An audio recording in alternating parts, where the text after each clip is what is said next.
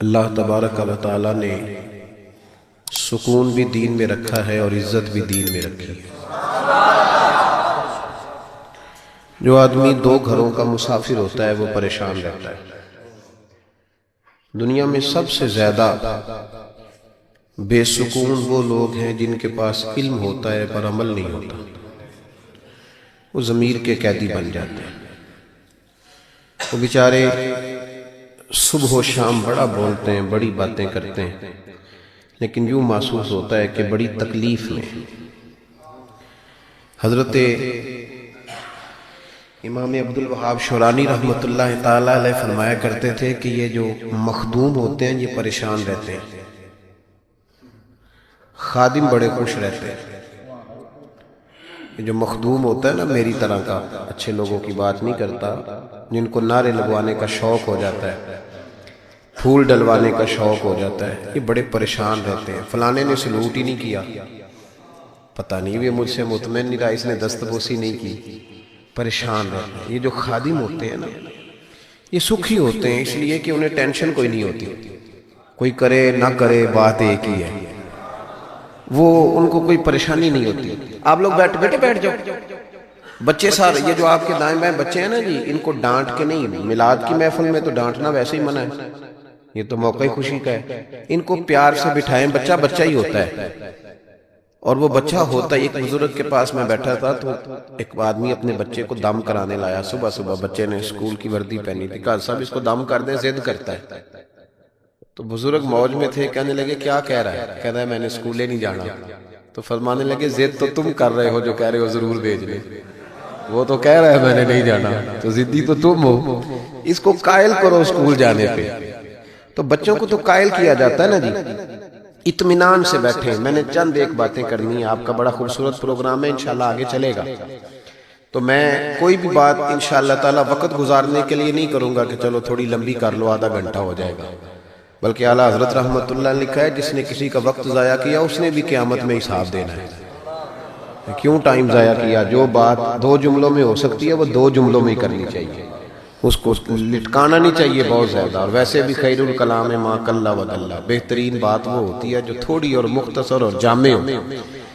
نبی پاک صلی اللہ علیہ وسلم دنیا میں لوگوں کو عزتیں دینے کے لیے تشریف لائے۔ قرآن مجید نے کہا کہ اے محبوب اپنے غلاموں سے یہ فرما دو کہ قل ان کنتم تحبون اللہ، ان سے فرماؤ اگر یہ اللہ سے محبت کرنا چاہتے ہیں فاتبعونی، تو آپ کی پیروی کریں۔ پتہ ہے شان کیا ملے گی؟ یحببکم اللہ، اللہ ان سے محبت فرمائے گا۔ نبی پاک صلی اللہ علیہ وسلم کی ادھر دیکھیں میری طرف، ہم نے تقریروں کو نا، تقریریں کیونکہ رہ بھی ماشاءاللہ سبحان اللہ کے لیے گئی ہیں، کئی میری طرح کے لوگ کہتے ہیں مجھے مزہ نہیں آیا اونچا سبحان اللہ کہو، تو میں کہتا ہوں خدا کے بندے تیرے مزے کے لیے سبحان اللہ کہا تو ثواب ہی کوئی نہیں ہونا، کیونکہ اللہ کا ذکر جب تک اللہ کی رضا کے لیے نہ کیا جائے اس وقت تک اجر ہی نہیں ہوتا۔ تو تجھے نہ بھی مزہ آئے تو پھر بھی سبحان اللہ تب بھی کہنا جب اللہ کی رضا کے لیے ہو، اس لیے کہ عبادت الہی میں غیر کا تصور تو ثواب ضائع کرتا ہے، لیکن موج ہے نا۔ تو آپ تھوڑی دیر توجہ کریں، بچوں کو میں نے عرض کیا تھا کہ آپ اشارہ کریں گے تو بچے بیٹھ جائیں گے، غور کریں۔ اللہ فرماتا ہے محبوب جو تیری غلامی کرے گا وہ میرا محبوب بن جائے گا۔ نبی پاک صلی اللہ علیہ وسلم نے نا لوگوں کی عظمتیں بیان کی ہیں۔ انسان خوبی اور کمزوری کا مجموعہ ہوتا ہے، خوبی اور کمزوری دونوں چیزیں ہوتی ہیں۔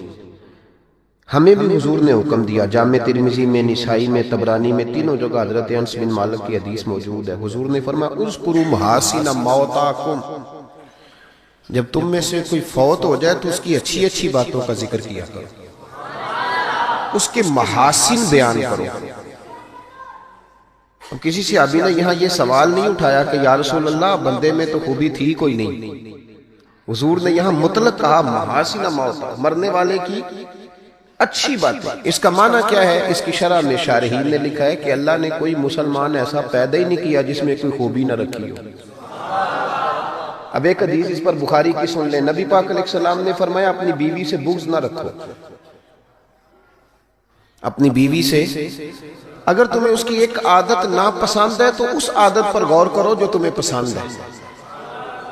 عورت اگرچہ ناقصات العقل ہوتی ہیں عورتیں، لیکن یہ نہیں ہو سکتا کہ ان میں خوبی کوئی نہ ہو. عورتوں میں خوبیاں بھی ہوتی ہیں. اپنے خاوند کے حق میں عورت کے اندر کچھ نہ کچھ خوبیاں بھی بغض نہ رکھ. وجہ کیا ہے؟ وجہ یہ ہے کہ اللہ کے رسول علیہ السلام لوگوں کو عزت دینے آئے ہیں. میلاد عزت کا نام ہے. حضور عزت دینے آئے. ادھر دیکھو میری طرف، صحیح بخاری مسلم کی حدیث ہے. حضور نے فرمایا جس کے چہرے پہ داڑھی ہو سفید رنگ کی. بزرگ ناراض تو نہیں ہو جائیں گے داڑھی کی بات چھیڑنے سے؟ چلو ہو جائے جو پھر کی ہے، گالتے صحیح ہے نا. حضور نے فرمایا جس نے سفید داڑھی والے آدمی کی عزت کی، یہ بخاری مسلم ہے، فرمایا جس نے سفید داڑھی والے بزرگ کی عزت کی وہ سمجھے میں نے اپنے رب کی عزت کی. اتنے بڑے لفظ بیان کر دی.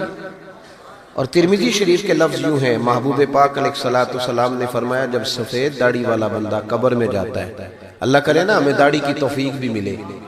ہم نے تو قسم اٹھا لیا، کہتے ہیں جب تک نیک نہیں ہونا تب تک داڑھی نہیں رکھنی. تو میں کہتا ہوں تو یہ والی قسم اٹھانا جب تک نیک نہیں ہونا روٹی نہیں کھانی. تو نے داڑھی پہ قسم کھا لیا بھائی. حالانکہ بندہ داڑھی رکھ کے نیک ہو جاتا ہے. داڑھی رکھتا ہے تو نیکیاں، بہت سارے گناہوں سے بچتا ہے، اس کی داڑھی اسے بچاتی ہے. تو حضور عزت دینے آئے. نبی پاک علیہ السلام، عام مومن کی بات ہو رہی ہے، اس میں کوئی حد نہیں، مفتی ہو، پیر ہو، صوفی ہو، درویش ہو، عالم فاضل ہو، حافظ قاری، عام مومن. فرمایا سفید داڑھی والا مومن جب قبر میں جاتا ہے تو رب کریم فرشتوں سے فرماتا ہے اسے عذاب نہ دینا، میرے محبوب کی سنت وہ بھی سفید لے کے آیا، مجھے حیات دیا، اسے عذاب دینا. انسانوں میں کمیاں بھی ہوتی ہیں، خوبیاں بھی ہوتی ہیں، لیکن آپ ادھر دیکھیں نبی پاک صلی اللہ علیہ وسلم نے کبھی کسی کی کمزوری کا ذکر نہیں فرمایا. ابو جہل شراب پیتا تھا، سارے زمانے کو پتا ہے. قبیلہ بنو آراش کا ایک شخص اس زمانے میں نبی پاک کے پاس اس کی شکایت لے کے آیا جب اسلام پر غربت تھی. اس زمانے میں ابو جہل اس کا مال دبا گیا اور حضور نے لے کے دیا. وہ ایک تفصیل ہے چونکہ موضوع نہیں، ادھر نہیں جاتا. لیکن نبی پاک علیہ السلام نے کبھی یہ نہیں کہا کہ یہ ڈاکے مارتا ہے، حالانکہ وہ مارتا تھا، وہ غریبوں کا مال لوٹتا تھا. لیکن حضور علیہ السلام نے کبھی یہ بات ارشاد، اس کو ہدایت کی بات کہی، اس کو درس دیا. ہمارے ہاں تبلیغ، حضور اس کو تبلیغ کرتے تھے، اس پر تنقید نہیں کرتے تھے. ہم کسی کو تبلیغ نہیں کرتے، اس پر تنقید کرتے. حالانکہ ابو جہل حضور کی ذاتی زندگی پر اعتراض کرتا تھا، معاذ اللہ، وہ کہتا تھا جادوگر ہے، کاہن ہے، معاذ اللہ تعالیٰ یہ حکمرانی کرنا چاہتے ہیں، یہ سردار، یہ ساری باتیں وہ کرتا تھا. لیکن حضور نے کبھی اس کی ذاتی زندگی پر اتر کر کوئی بات، آپ دیکھیں ذرا تلاش کریں، آپ جتنی بھی حدیثیں آپ پڑھتے جائیں گے نا اس میں آپ کو یہ ملے گا کہ نبی پاک نے کبھی اس کو عزت دی، کبھی اس کو عزت دی، کبھی اس کو عزت دی. لیکن کبھی کسی شخص کی کوتاہی حضور نے بیان، کبھی کسی شخص کے بارے میں یہ رویہ. حضور عزتیں دینے آئے، دنیا عزتیں دینے آئے. بتائیے حضرت ابوبکر صدیق کو حضور علیہ السلام نے صدیق اکبر کہا، لقب دیا. حضرت عمر بھی تو سچ ہی بولتے تھے نا، جناب عثمان بھی تو سچ ہی بولتے تھے نا، حضرت سیدنا مولا علی بھی بولیے. لیکن ان کے اندر وہ خوبی زیادہ پائی جاتی تھی تو نبی پاک علیہ السلام نے انہیں صدیق کہا. جناب عمر فاروق اگر حق اور باطل کی بات کرتے تھے تو باتیں حضرت ابوبکر بھی سچی کرتے تھے، لیکن حضور نے انہیں فاروق اعظم کہہ کے عزت دی. حضرت عثمان غنی کو پیکر شرم و حیا کہہ کے نبی پاک نے عزت دی. جناب علی کو اسد اللہ کہہ کے حضور نے عزت دی. بہت سارے لوگ ایسے ہیں، جب ہم کتابیں دیکھتے ہیں تو کچھ ایسی چیزیں ملتی ہیں، کچھ جگہوں پہ ایسی چیزیں ملتی ہیں جن کا ذکر ہو سکتا تھا، لیکن نبی پاک علیہ السلام نے کبھی ان کا ذکر، بلکہ عجیب روایت لکھی ہے امام یوسف صالحی نے سبل الہدی والرشاد میں، اکرمہ بن ابو جہل، ابو جہل کا بیٹا. یہاں تو اللہ تعالیٰ خیر فرمائے، دادی کا ظلم نہیں لوگ بھولتے، پردادی کا. بیبیاں کہتی ہیں تہاڈی دادی جو کرتی تھی کدی تانوں دساں نا. بھائی وہ تو اب چلی گئی بیچاری، اب تو کوئی فائدہ نہیں بتانے کا، بات ختم ہو گئی. ہم بھولنے کو تیار، بلکہ ہم یہ کرتے ہیں کہ پنچایت میں کبھی کسی چودھری کے پریشر پہ آ کے صلح کر لیتے ہیں پر معافی نہیں دیتے. کرتے یہ ہیں کہ صلح کر لو، پھر جب کبھی میرے قابو آئے گا تو پھر دیکھ لیں گے اس کا کیا کرنا ہے. نبی پاک صلی اللہ علیہ وسلم کے ساتھ جو کچھ ابو جہل نے کیا حضور نے اس کا ذکر فرمایا. فرمایا فرعون بھی بڑا ظالم تھا پر یہ جو میرا فرعون ہے یہ اس سے بھی سخت ہے. فرعون سے سخت کہا ابو جہل کو. لیکن جب اکرمہ بن ابو جہل نے کہا نا میں کلمہ پڑھنا چاہتا ہوں, ناراض نہ ہونا, ہم عزت نہیں دے پا رہے. جو 99 خوبیاں ہیں لوگوں کی وہ چھپ جاتی ہیں پر ایک خامی ساری دنیا دیکھتی. یہ ہمارے اندر کی وہ کمزوری ہے جس نے ہمارے علماء اور مشائخ اور بزرگوں تک کو معاشرے کے اندر بدنام کر دیا ہے. ہم نے وہ ایک خامی تو دیکھی پر اس شخص کی ساری زندگی کی خوبیاں چھوڑ دی. تیری نظر ایک خامی پہ گئی ہے, اس کا مطلب ہے تیرا اس مکھی سے تعلق ہے جو صرف گند پہ بیٹھتی ہے, پھول اسے نظر ہی نہیں آتا. ہماری ہر محفل میں جب کوتاہیاں ڈسکس ہوں گی تو پھر دنیا میں اچھا کون بچے گا؟ رسول کریم عزت دینے آئے. سنو اور یاد رکھو, اکرمہ بن ابو جہل کے بیٹے کلمہ پڑھنے آ رہے ہیں. میرے کریم رسول حضرت ابو بکر صدیق فرماتے ہیں میں اس دن اتنا رویا کہ میری داڑھی آنسوں سے بھر گئی. نبی کریم فرمانے لگے بھائی مجھے خبر ملی ہے کہ اکرمہ کلمہ پڑھنے آ رہا ہے, آؤ ذرا سارے بیٹھو میری بات سنو, حضور حکم کریں. تو محبوب نے فرمایا کوئی اس کے سامنے اس کے باپ کو گالی نہ دے, کوئی اس کے باپ کو اس کے سامنے برا کہہ کے نہ پکارے.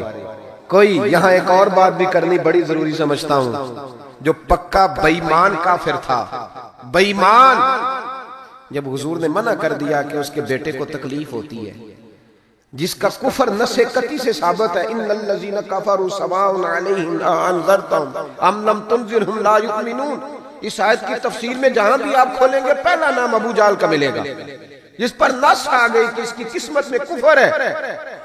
جب وہاں حضور نے فرمایا باپ کو کافر نہ کہنا, بیٹے کو تکلیف ہوگی, تو تو بتا جب تو حضرت عبداللہ اور سیدہ آمنہ کے بارے میں بات کرتا ہے تو حضور کے دل کو تکلیف نہیں ہوتی, شرم نہیں آتی, لوگوں کو حیا نہیں آتی, حضور کا دل دکھاتے. اور دیکھیں عبداللہ کا معنی ہی اللہ کا بندہ ہے, اور جو آمنہ نام ہے اس نام کا حسن تو دیکھیں, ہو درود تجھ پہ بھی آمنہ اور تیرے لال پر بھی سلام ہو.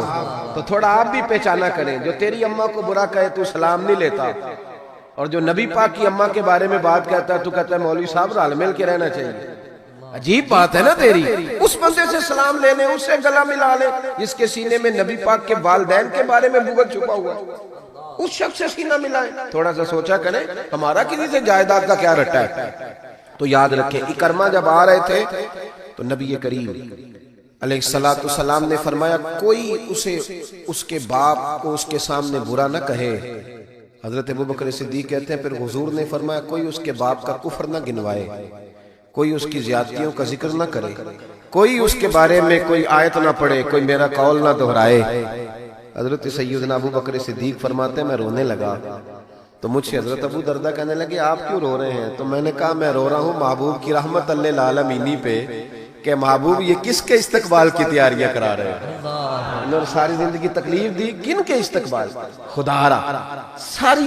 اب یقین کریں آپ بیٹھ جائیں کسی مجلس میں, ناراض نہ ہونا, علماء اور نیک لوگوں کی بات نہیں کرتا, اپنی اور آپ کی کر رہا ہوں. ہم کسی محفل میں بیٹھ جائیں نا, ہم نے اب گناہوں کے نام بدل لیے ہیں.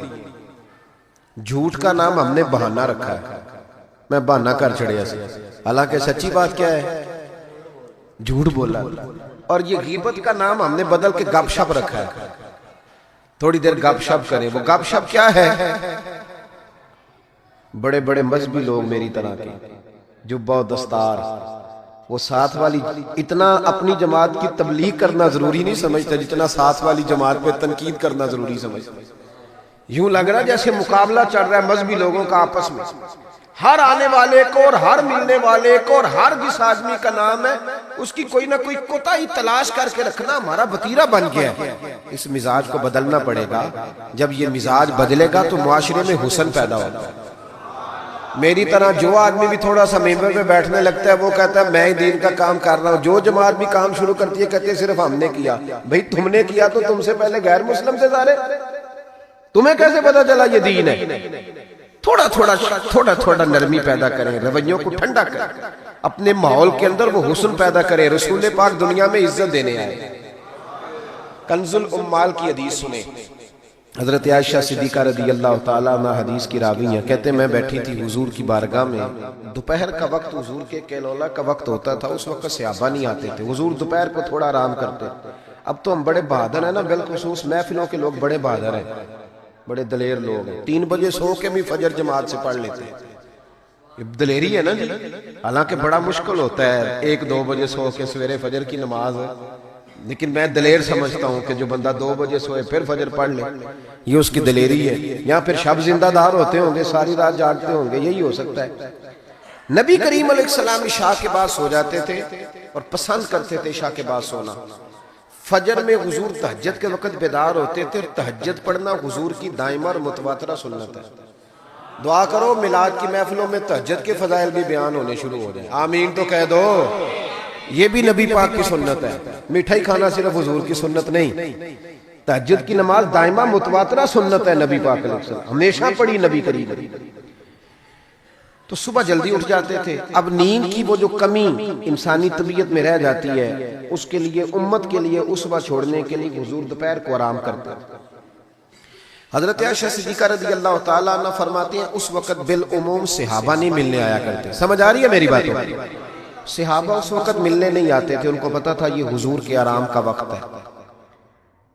کہتے ہیں ایک بوڑھی خاتون ایک دن آ گئی دوپہر کو، عام روٹین میں لوگ نہیں آتے تھے، وہ آئی، اس کے ہاتھ میں چھڑی تھی، لاٹھی پکڑی تھی، اس نے دروازے پہ دستک دی۔ جب میں نے پوچھا کون ہے تو وہ عورت بولی، توجہ کرنا بات، حضور آرام کر رہے تھے، کہتے ہیں وہ عورت جب بولی نا، اللہ کے محبوب چارپائی پہ اٹھ کے بیٹھ گئے، اس کی آواز کانوں سے ٹکرائی، حضور اٹھ کے بیٹھ گئے۔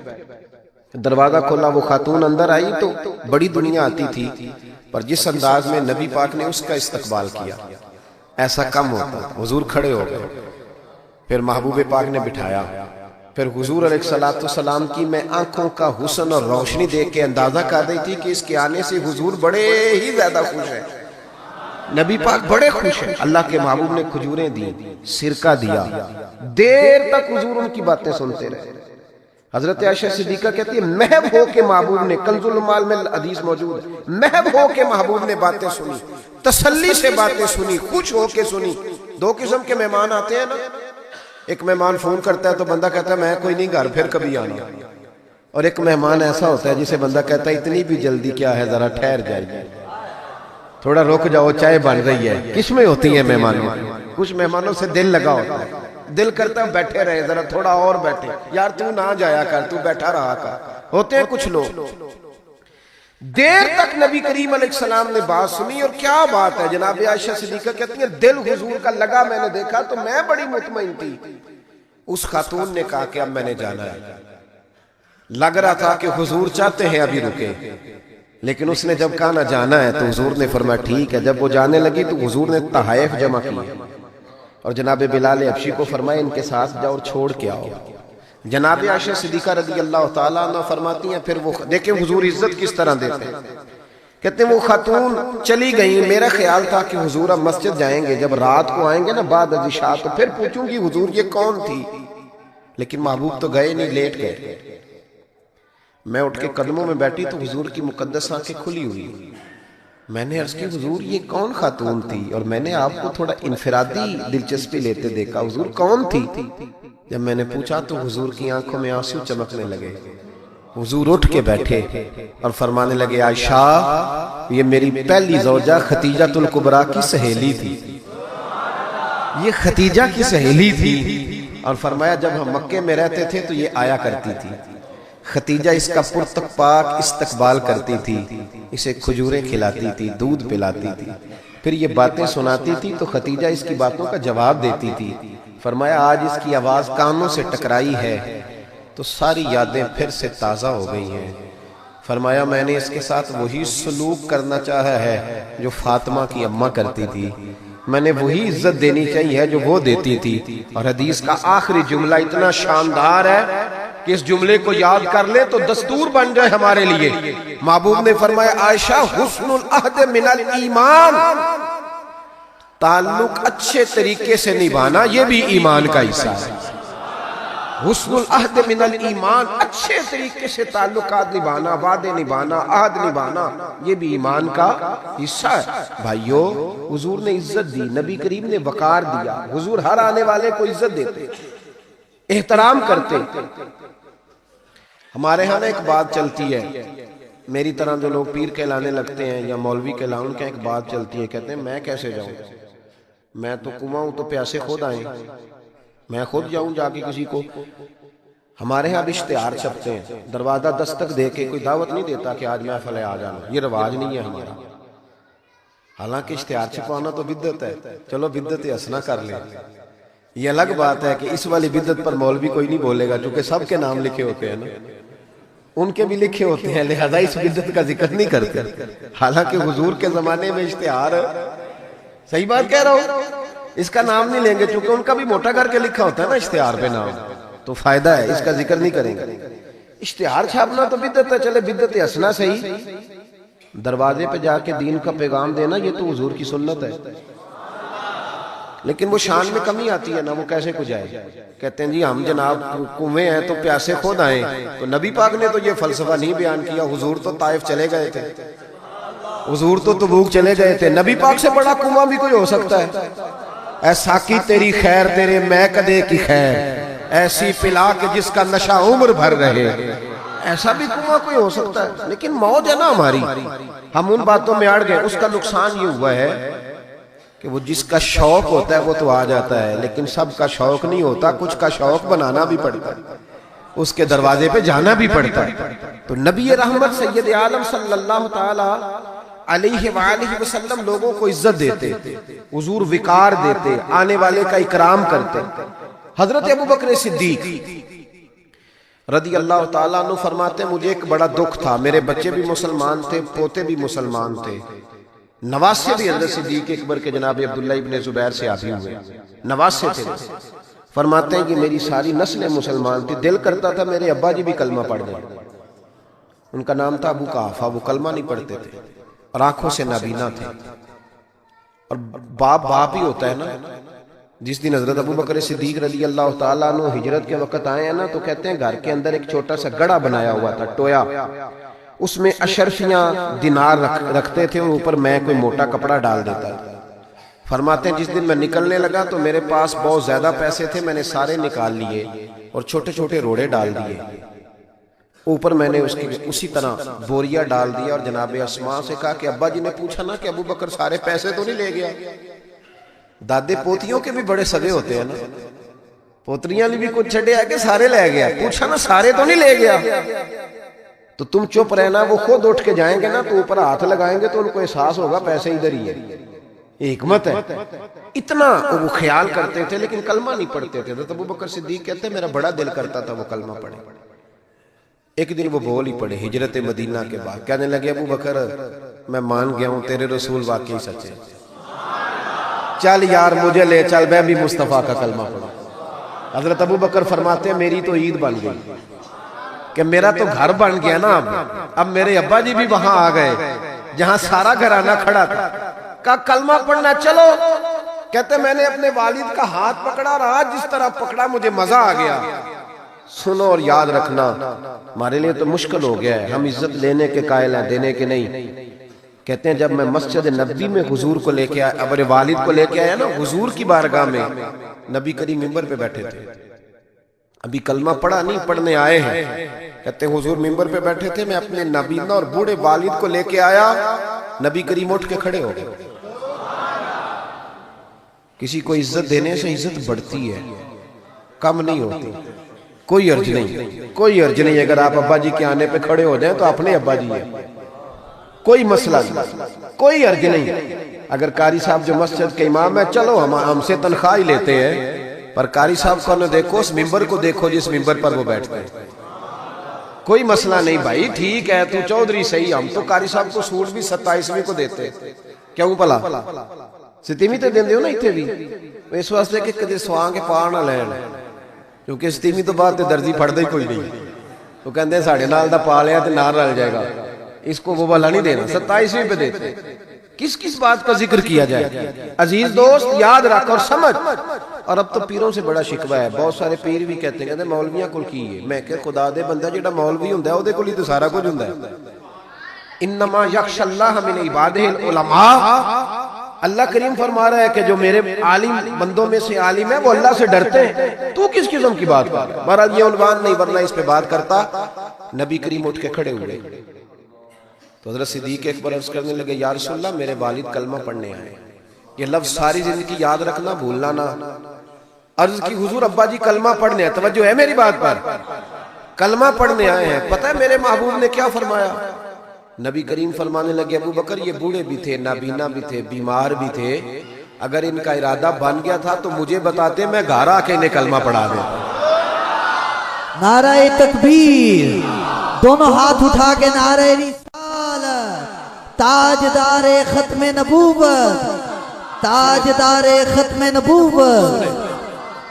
اور میرے اعلیٰ حضرت فاضل بریلوی رحمت اللہ لکھا, ادھر دیکھو میری طرف. اعلیٰ حضرت نے لکھا ہے تو نبی پاک کا لباس پہن لے رب تجھے عزت دے دے گا. کوئی نہیں سمجھ آئی آپ کو بات کی؟ اے کئی منڈے پینٹ کوٹ پا کے ساڑھ سے روح پاندے ہیں. کہنے قاری صاحب تسی پڑھے کنہ ہو؟ تو عالم اگر بتائے نا کہ میں درس نظامی کیا, کہنے نہیں وہ تو ٹھیک ہے, پڑھے کنہ ہو؟ کمال موقع ہی پہ درس نظامی کے عالم سے پڑھے کنہ ہو؟ تیری نظر بی اے پڑھے ہی بندہ پڑھیا ہوندہ ہے پاہمیں وہ 6 والی سیپلیاں دے کے پاس ہویا ہوئے. کیا تماشا ہے؟ اس تماشے سے باہر آئے. نبی پاک صلی اللہ علیہ وسلم, ادھر دیکھو میری طرف. میں تو شکوہ کرتا ہوں کئی دفعہ اپنے نعت خانوں سے بھی اور نقیب سے بھی اور قاری صاحب سے. میں کہتا ہوں ساری عزت نبی پاک کے نام پہ, اور تم کہہ رہا ہے چھوٹی داڑھی میں سونا لگوں گا.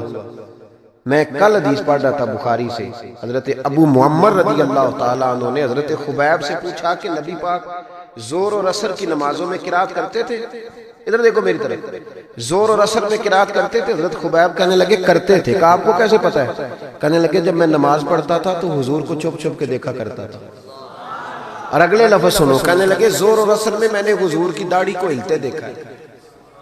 نبی پاک کی داڑھی کو چھوٹی ہوئے تو ہل دیئے, یہ پوری ہوئے بوٹھتے تاں ہی ہل دیئے. چھوٹی داڑھی ہلتی ہوئی نظر, وہ تو تھوڑی ہلتی ہے, داڑھی نہیں ہلتی. تو داڑھی جو سرکار کا طریقہ ہے اس کے مطابق رکھیں, اپنی مرضی کی نہ رکھیں. نبی رکھ جو لی تو چھوٹی والے نے بھی لوگ کا مولوی صاحب ہی کہنا ہے. اور ویسے بھی داڑھی کا تو وزن ہی کوئی نہیں ہوتا. کیا ہوتا ہے؟ یہ وجود کا حصہ ہے, جسم کا حصہ ہے, حسن ہوتا ہے. حضرت صاحب ہمارے وزن تو نہیں ہوتا پر داڑھی کا حسن ہوتا ہے. سبحان اللہ. اعلیٰ حضرت فرماتے ہیں تو حضور کا لباس پہن لے. نبی پاک ایک بڑی خوبصورت بات لکھی ہے آپ نے ملفوظات میں. فرماتے ہیں اورنگزیب عالمگیر بڑا سیانہ بادشاہ تھا. فتاوی عالمگیری 500 علماء کو بٹھا کے لکھوائی اورنگزیب عالمگیری. اور ملا جیون رحمت اللہ علیہ جو تفسیرات احمدیہ جنہوں نے لکھی ہے ان کا شاگرد بھی تھا, مرید بھی تھا. اور حضرت ملا جیون رحمت اللہ علیہ فرماتے ہیں دیکھیں کسی کی سابقہ زندگی اور ہے, لیکن جب وہ بدلا تو پھر کیا بدلا. فرمانے لگے کہ ایک دن فجر کی بارش تیز ہو رہی تھی تو میں فجر کی نماز میں لیٹ ہو گیا. تو میرے دل میں اچانک خیال آیا پتہ نہیں کو مسجد میں آیا بھی ہوگا کہ نہیں آیا ہوگا. لیکن فرماتے ہیں جب میں پہنچا تو وقت کا بادشاہ اورنگزیب عالمگیر مجھ سے پہلے پہنچا ہوا. تو میں نے کہا بادشاہ تو بغیر آج سپاہیوں کے آ گیا. کہنے لگے میرے دل میں خیال آیا کہ کہیں اللہ کا گھر سونا نہ رہ جائے. سپاہی بھی نہیں چل رہے تھے جو کہ بارش تیز تھی. یہ ذوق. اورنگزیب کے پاس ایک بندہ آ گیا, کہنے لگا بادشاہ میں مداری ہوں, بے روپیاں ہوں, میں روح بدل کے دکھاؤں گا تو اس سے انعام لوں گا. اس کو اعلیٰ حضرت نے لکھا ہے اور بھی کئی لوگوں نے لکھا ہے, روح بدل کے دکھاؤں گا تو انعام لوں گا. اورنگزیب کہنے لگا مجھے نہیں تو دھوکہ دے سکتا. وہ تو پاکستان کے بادشاہ نا جن کو بعد میں سمجھ آتی ہے بنا کیا ہے. کہتے پتہ ہی نہیں چلا, تحقیق کریں گے تو پتہ کریں گے. فوراً کمیٹی بن جاتی ہے. پھر وہ کمیٹی کدھر جاتی ہے یہ بھی اللہ ہی بہتر جانتا ہے, وہ کس کھاتے میں کمیٹی جاتی ہے. اورنگزیب عالمگیر سے کہنے لگا میں روح بدل کے دکھاؤں گا, اگر آپ نہ پہچان سکے تو انعام لوں گا. اس نے کہا چلو ٹھیک ہے تجربہ کر لو, میں بڑا انعام دوں گا. اورنگزیب ایک دن سفر پہ نکلنے لگے جہاد پہ, تو فقیر آیا کرتے تھے بادشاہوں سے مانگنے. اس نے بھی منہ ساری مونچھیں اور داڑھی صاف کر لی اور چہرے پہ سیاہی مال لی, کپڑے پھٹے پرانے پہن لیے.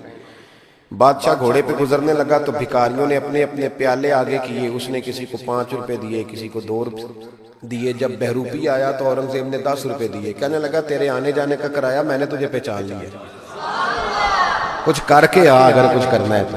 تھوڑے دن کے بعد بادشاہ نے کہا کہ میں نے فوجی بھرتی کرنے ہیں، دوڑ لگانے والے لڑکے چاہیے۔ اس نے بھی ذرا مونچھیں بڑی کر لی اور لڑکوں کے بیچ دوڑ لگانے لگا۔ بادشاہ نے کہا وہ جو نوجوان دوڑ رہا ہے اسے بلاؤ۔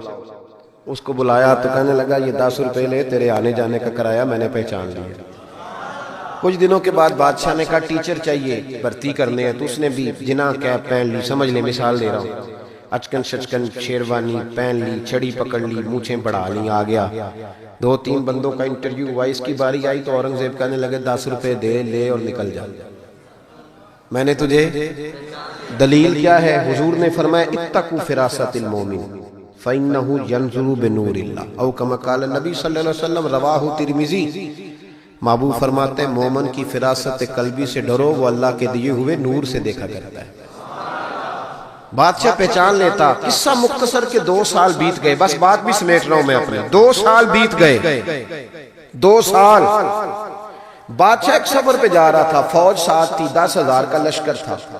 ایک پہاڑی کے پاس سے بادشاہ گزر رہا ہے تو بادشاہ نے دیکھا کہ ترچھی سی چٹان ہے، پہاڑی ہے، تو لوگ جا بھی رہے ہیں آ بھی رہے ہیں، یہاں کیا ہے؟ انہوں نے کہا جی ایک درویش بابا بیٹھا، لوگ دعائیں کراتے ہیں۔ پرانے سارے لوگ یہ اللہ والوں کو مانتے تھے، یہ ڈائریکٹ والے ابھی آئے ہیں، سارے اللہ والوں کو مانتے تھے۔ اورنگزیب عالمگیر کہنے لگا میں بھی اچھے کام جا رہا ہوں، میں بھی دعا نہ کرا لوں۔ بڑی بادشاہ آپ کو پتہ ہے نازک مزاج ہوتے ہیں، ہمارے ہاں تو پیر اور پیر زادے بھی بڑے نازک مزاج ہوتے ہیں۔ 6 لوگوں نے ٹیشو پیپر پکڑے ہوتے ہیں پیر صاحب کے بیٹے کے، 4 آدمیوں نے جوتے، پھر یہ شہزادہ کیسے جہاد کرے گا؟ اسی لیے اس کو تھوڑی سی گرمی لگتی ہے تو فٹافٹ مان جاتا ہے، کسی میدان میں کھڑا نہیں رہ سکتا، اس کے لیے مشکل ہوتا ہے۔ عام دام برسرے مطلب وہ بادشاہ بڑی مشکل سے، بوڑھا بھی ہو گیا، نازک مزاج بھی تھا، اوپر چڑھا پہاڑی پہ۔ جب اوپر گیا تو پوچھا جناب ملنا ہے پیر صاحب سے؟ انہوں نے کہا لائن لگی ہوئی ہے، تو بھی لائن میں لگ جا۔ ہمارے پیر صاحب کا کوئی طریقہ نہیں، بادشاہ امیر غریب سارے لائن میں لگ کے ملتے ہیں۔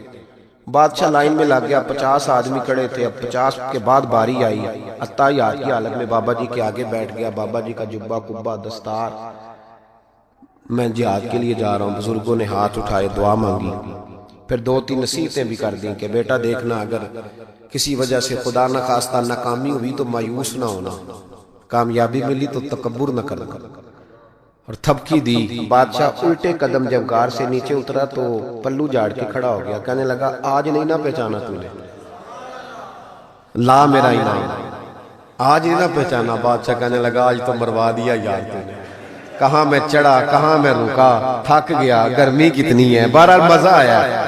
اورنگزیب کو دھوکہ دیا، مزہ تیرا پورا آیا، بتا تو کیا لے گا؟ ہیرے جو سب سے قیمتی ہوتے تھے نا وہ بادشاہ اپنے تاج میں لگوایا کرتے تھے۔ کہنے لگا وہ جو تیرے تاج میں ہیرے لگے ہیں نا وہ چاہیے۔ بادشاہ نے کہا یار تو نے اورنگزیب کو دھوکہ دیا، بات بہت بڑی ہے، وہی مل جائیں گے۔ اس نے تاج اتار کے بہروپیے کے قدموں میں رکھا اور کہنے لگا یہ تو نے مانگا ہے نا، میں جہاد سے واپس آتا ہوں تو دوبارہ آنا، اپنی مرضی سے بھی تجھے دوں گا، تو نے حد کر دی۔ جب اس نے دیا اور بادشاہ نے رخ پھیرا تو بہروپیے نے آواز دی، کہنے لگا بات سن یار۔ بادشاہ نے چہرہ بدلا تو کہنے لگا اپنا تاج لے جا، ضرورت نہیں۔ اس نے کہا تجھے کیا ہوا؟ کہنے لگا نہیں ضرورت، لے جا۔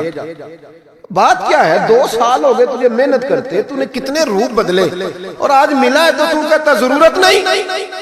بہروپیہ رو پڑا اور کہنے لگا بادشاہ میں نے اپنے نبی پاک کا لباس نہ جھوٹ موٹ پہنا، جھوٹ موٹ کی پگڑی، لوگوں کی جیبوں پہ ڈاکہ ڈالنے کے لیے جھوٹ موٹ کی داڑھی، جھوٹ موٹ حضور کا لباس پہنا، جھوٹا۔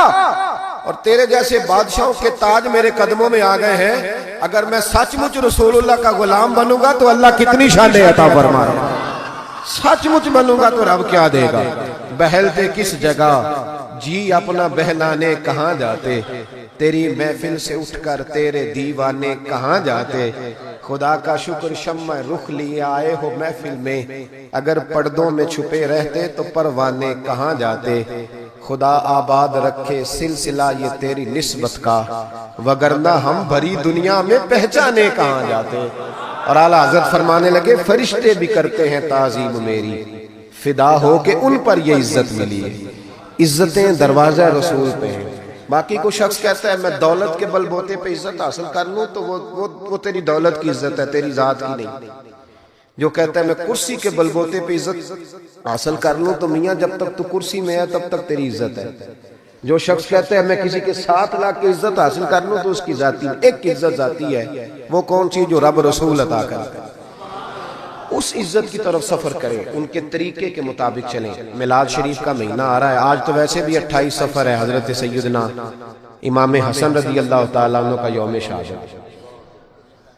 ربیع الاول شریف آ رہا ہے، یکم ربیع الاول سے 12۔ ہمارے ہاں نا سب سے زیادہ کام ہوتا ہے بحث کرنے کا، بحث نہیں کرنی، کام کرنا ہے۔ جو پوچھے نا جھنڈیاں لگانی ہے کہ نہیں، ان سے کہو تو جھنڈیوں کی بات کرتا ہے، میرا تو دل کرتا ہے تاڑے توڑ کے چھت پہ لگا دو۔ یہ حضور کا میلاد ہے۔ سب سے زیادہ آپ نے یہ کرنا ہے کہ درود شریف کثرت سے پڑھیں گے انشاءاللہ تعالی۔ نہیں وعدہ نہیں لے رہا، وعدہ نہیں، آپ نے اپنے لیے پڑھنا۔ تسبیح لے لیں، کوئی بندہ کہے نا دکھاوے کے لیے پڑھ رہا ہے تو کیا یار ٹھیک ہے دکھاوے سے۔ تسبیح ہاتھ میں ہوتی ہے تو میرا تجربہ ہے کہ چلتی بھی رہتی ہے، آپ ہاتھ میں رکھیں تو انشاءاللہ چلے گی۔ تو کوئی کہے نا وہ بڑا بابا تسبیح کو ٹھیک ہے یار کوئی بات مجھے پڑھنے، ایک تو آپ نے یہ کام کرنا ہے۔ دوسرے نمبر پہ میلاد شریف کا جب لنگر پکانا ہے نا تو جو 50,000 چودھری دے اس کی صدارت نہیں رکھانی محفل میلاد پہ۔ جو محلے کے غریب لوگ ہیں انہیں فرنٹ سیٹ پہ بٹھانا ہے۔ ہماری محفل میلاد میں بھی جس کے ہاتھ میں نوٹوں کی دتھی ہوتی ہے اس کا سارا کچھ ہوتا ہے۔ غریب میلاد کی محفل میں بھی پیچھے بیٹھتے ہیں، جن کے کپڑے میلے ہیں انہیں آگے بٹھاؤ تاکہ پتہ چلے کہ نبی پاک ان لوگوں کو عزت دینے تشریف لائے۔ اور جب آپ چاول تقسیم کریں نا تو جو چودھری صاحب ہوتے ہیں وہ علماء کے ساتھ کھانا کھا رہے ہوتے ہیں اندر، اور غریب کہتے ہیں اوے تو 2 شاپر لے گئے ہیں، مہربانی کریں غریبوں کو بٹھا کے لنگر دیں، اور ہو سکے تو ان کے گھروں میں پہنچا کے کوشش فرمائیں میلاد میں عزت دیں۔ اور تیسری بات، نبی پاک نے سب سے زیادہ بیٹیوں کی بات کی ہے۔ میرا مشورہ ہے کہ چھوٹی بڑی عید بے شک بیٹی کو نہ دیا کرو، عید میلاد پہ جوڑا ضرور دیا کرو بیٹی، عید میلاد پہ جوڑا دیا کرو۔ اور بھائیو یاد رکھو اپنی بیوی کو بندہ 1,00,000 روپیہ بھی دے تو وہ اتنی تعریف نہیں کرتی۔